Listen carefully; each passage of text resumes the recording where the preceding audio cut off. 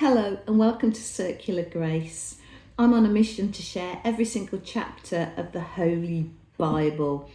I'm sharing content on my website and here on YouTube I'm sharing from the New Testament.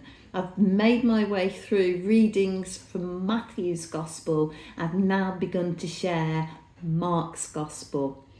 Let's jump in. This is chapter 3, the Gospel according to Mark, King James Version. Verse 1. And he entered again into the synagogue, and there was a man there which had a withered hand. And they watched him, whether he would heal him on the Sabbath day, that they might accuse him. And he said unto the man which had the withered hand, Stand forth. And he saith unto them, Is it lawful to do good on the Sabbath days, or to do evil, to save life, or to kill? But they held their peace. And when he had looked round about on them with anger, being grieved for the hardness of their hearts, he saith unto the man, Stretch forth thine hand. And he stretched it out.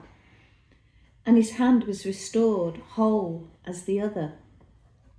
And the Pharisees went forth, and straightway took counsel with the Herodians against him, how they might destroy him. But Jesus withdrew himself with his disciples to the sea, and a great multitude from Galilee followed him, and from Judea, and from Jerusalem, and from Idumea, and from beyond Jordan, and they about Tyre and Sidon. And a great multitude, when they had heard what great things he did, came unto him. And he spake to his disciples that a small ship should wait on him because of the multitude, lest they should throng him.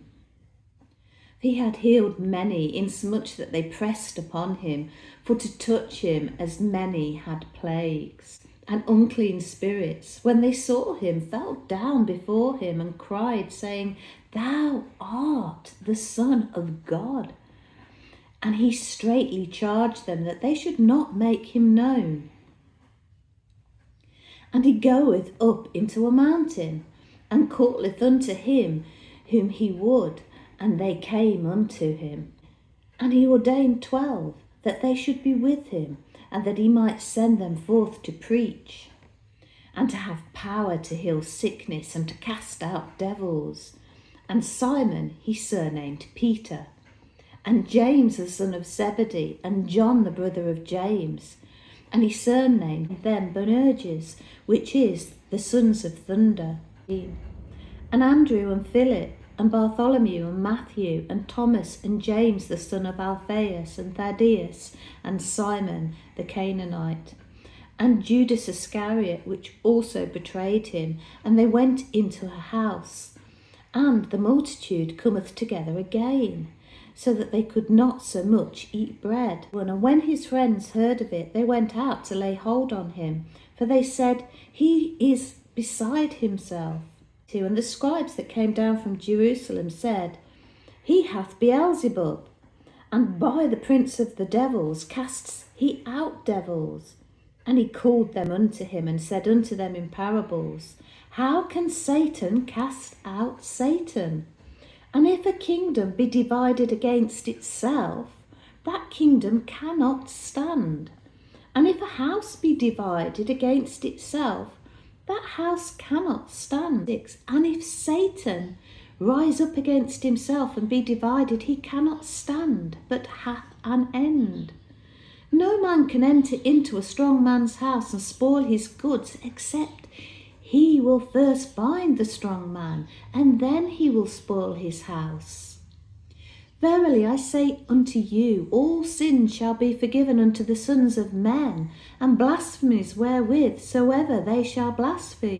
But he that shall blaspheme against the Holy Ghost hath never forgiveness, but is in danger of eternal damnation, because they said he hath an unclean spirit.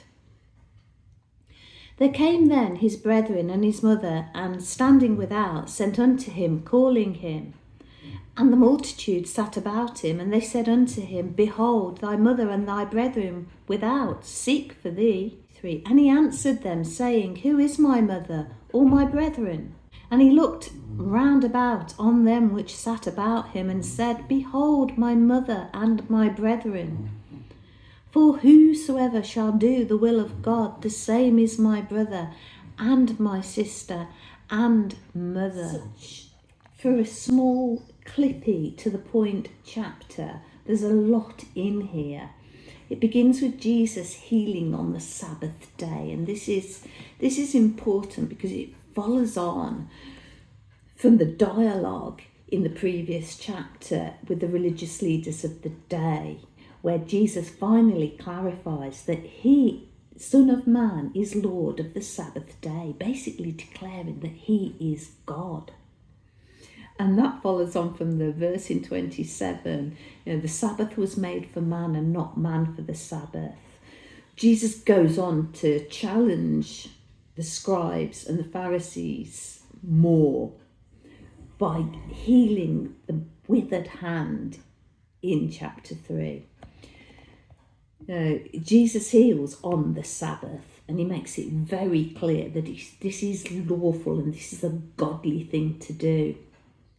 The Pharisees are having none of it, and without really even listening or thinking about whether or not it is godly or lawful, they decide completely and utterly that they have rejected Jesus. They're not going to accept Jesus at all, and in fact they want to destroy him. So in verse 6, and the Pharisees went forth and straightway took counsel with the Herodians. The Herodians are not their natural allies. The Herodians, basically, we've already heard that the Pharisees have huge issues consorting with tax collectors. Well, the Herodians are even worse than the tax collectors, technically, in Jewish terms. So these are people that are aligned to Herod.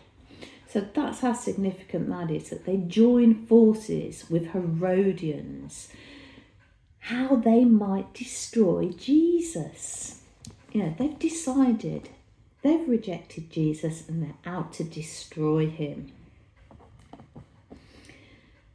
And we then find out later on exactly how their plot to destroy Jesus is about to unfold. They're going to accuse him of all sorts.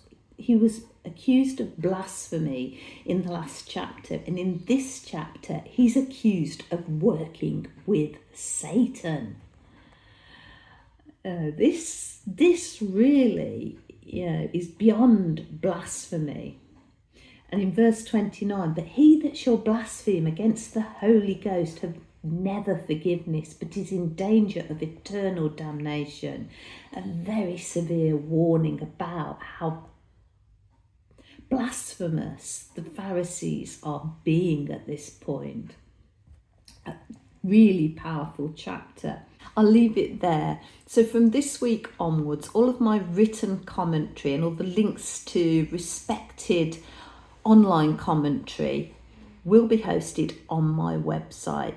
It's much easier to access there in blog form. I'd love to see you on the website. Come along, have a look, have a read of some of my blog posts and let me know your thoughts.